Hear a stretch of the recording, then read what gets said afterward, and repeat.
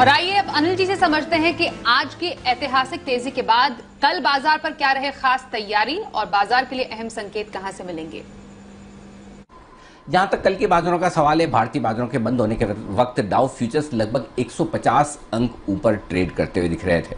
इसका मतलब है कि अमेरिका से अच्छे एक ट्रेडिंग सेशन की उम्मीद है। अगर वो हो ना हो, ज्यादा फर्क बाजारों को पड़ना नहीं है, क्योंकि हम एक बड़े ब्रेकआउट के बाद अब 16,000 के ऊपर ट्रेड कर रहे हैं और ट्रेडिंग रेंज अब बाजारों के लिए धीमे धीमे शिफ्ट होती दिख रही है ऊपर की तरफ। आपको याद होगा पिछली बार जब भी 3 या 4 बार बाजारों ने शार्प करेक्शन दिखाया, हर बार हमने ये कॉन्फिडेंस दिया कि जब तक 15,575 के नीचे बंद न हो तब तक डरिए और घबराइए मत। अब धीमे धीमे वो लेवल आपका 15,700 पर आ चुका है।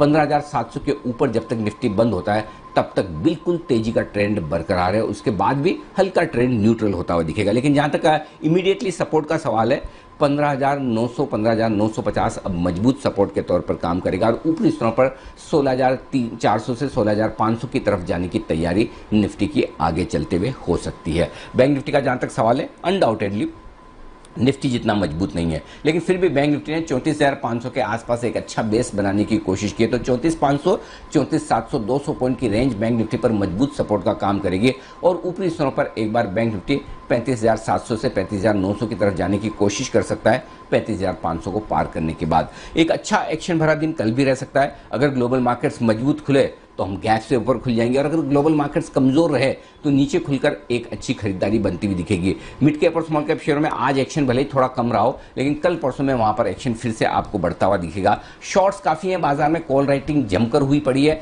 और ऐसे में बड़ी गिरावट आने की संभावना कम है। 100, 125, 150 पॉइंट अगर निफ्टी किसी भी वजह से नीचे आता है तो तुरंत खरीदारी और शॉर्ट कवरिंग आने की आप उम्मीद कर सकते हैं। तो ट्रेंड बड़ा मजबूत है और इस मजबूत ट्रेंड में बाजार और ऊपर जाने के लिए तैयार होते हैं दिख रहे हैं।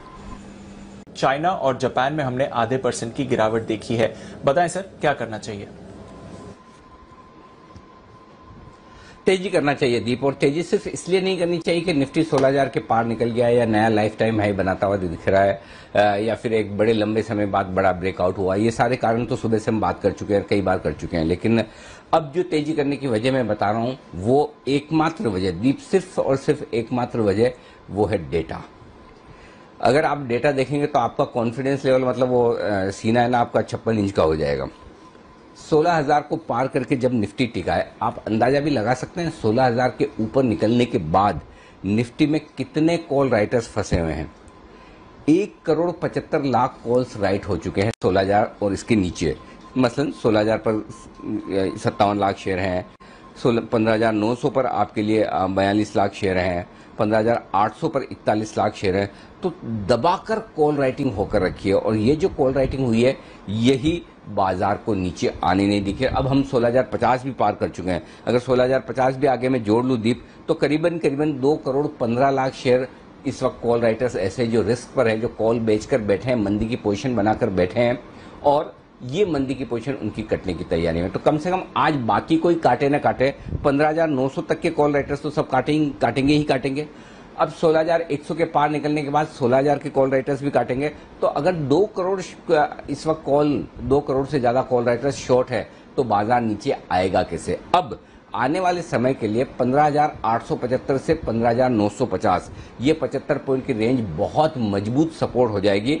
पहले तो 16,000 ही टूटना मुश्किल रहेगा, लेकिन अगर 16,000 के नीचे आता है तो 15,875 15,950 की रेंज में आपको भरपूर खरीदारी आती हुई दिखेगी। इसलिए अब यहां से आपकी रिस्क कितनी है, सिर्फ 125 पॉइंट की। अगर आपके लिए 125 पॉइंट की रिस्क हो तो फिर आपको पता है कि तेजी किस तरह से करनी चाहिए। तो मुझे लगता है यहां से भी और मजबूती बन सकती है। मैं सोच रहा था कि धीमे धीमे आराम से निफ्टी 16,200 से 16,500 की रेंज में जाएगा, लेकिन ये डेटा मेरी इस धारणा को शायद गलत कर दे और निफ्टी और ऊपर बढ़ने में ज्यादा वक्त न लगाए। और इसकी एकमात्र वजह यही कि बाजार ओवरसोल्ड है इस वक्त, शॉर्ट्स जरूरत से ज्यादा है। तो ये शॉर्ट कवरिंग निफ्टी को ज्यादा नीचे आने नहीं देगी। ये मेरा कंफर्ट और कॉन्फिडेंस दिख रहा है। हल्की फुल्की रुकावट आज के लिए 16,100 के आसपास है। 16,000 अब आज ही सपोर्ट के तौर पर काम करेगा। 15,900 रॉक बॉटम हो गया क्योंकि 94 लाख शेयरों का ओपन इंटरेस्ट वहां पर बना हुआ है। तो अब आपके लिए जब रिस्क कम है, लाइफ टाइम हाई पर है, खुला नीला आकाश है ऊपर की तरफ, तेजी की पोजीशन में बिल्कुल बने रहें। 15,900 का पुट ऑप्शन अगर आपको हेज करने के लिहाज से खरीदना है तो खरीद कर 16,200 छोटा टारगेट, 16,400 से 16,500 के बड़े टारगेट के लिए निफ्टी में तेजी की पोजीशन को बरकरार रखना चाहिए, पहली बात। और एक इंटरेस्टिंग ट्रेंड है सर, यूएस का जो विक्स है कल 6.5% ऊपर गया है और पिछले एक महीने में देखें तो लगभग 20% ऊपर शिकागो विक्स यूएस में जाते हुए दिख रहा है। क्या समझना चाहिए सर इस एक्शन से? आमतौर पर दीप, विक्स का बढ़ना बाजार के लिए शुभ संकेत नहीं माना जाता, तेजी का संकेत माना जाता, लेकिन मैं इसे इस तरह से देखता हूं कि अगर एक ट्रेंड है और उस ट्रेंड में आप बाजार को ट्रेड करते हुए देखते हैं, वो चाहे ट्रेंड तेजी का हो चाहे मंदी का हो, लेकिन उस ट्रेंड में अगर आप बाजार को ट्रेड करते हुए देखते हैं तो विक्स, बेसिकली विक्स है क्या? विक्स वो इंडेक्स है जो ये बताता है कि आने वाले समय में बाजार वोलेटाइल कितना रह सकता है, उसका एक अनुमान बताता है। तो जितना विक्स बढ़ता है उसका मतलब ये कि बाजार वोलेटाइल हो सकते हैं, बढ़ सकते हैं। जितना विक्स ठंडा रहे इसका मतलब ये कि आप बाजार को बहुत ज्यादा ऊपर नीचे होते हुए नहीं देख रहे हैं। ये बेसिकली ये आपके लिए विक्स का एक इंडिकेशन होता है। और आमतौर पर ये मानते हैं कि अगर समझिए विक्स हमारा 12% के आसपास चल रहा है, 12 के लेवल के आसपास चल रहा है, इसका मतलब क्लियर है कि हम निफ्टी में आने वाले समय में 12% ऊपर 12% नीचे साल भर में इससे ज्यादा की अपसाइड डाउनसाइड रिस्क नहीं देख रहे हैं। एक ब्रॉडली लेमैन के लिहाज से आप ऐसा समझकर चल सकते हैं, ये एक अंदाजा लेकर चलें। और यही विक्स अगर 25% हो जाए तो आप ये मान कर चले कि निफ्टी 25% ऊपर या 25% नीचे साल भर में जा सकता है, ये आपको इंडिकेशन दे रहा है। ये एक बेसिक समझने के लिहाज से मैं आपको बता रहा हूं।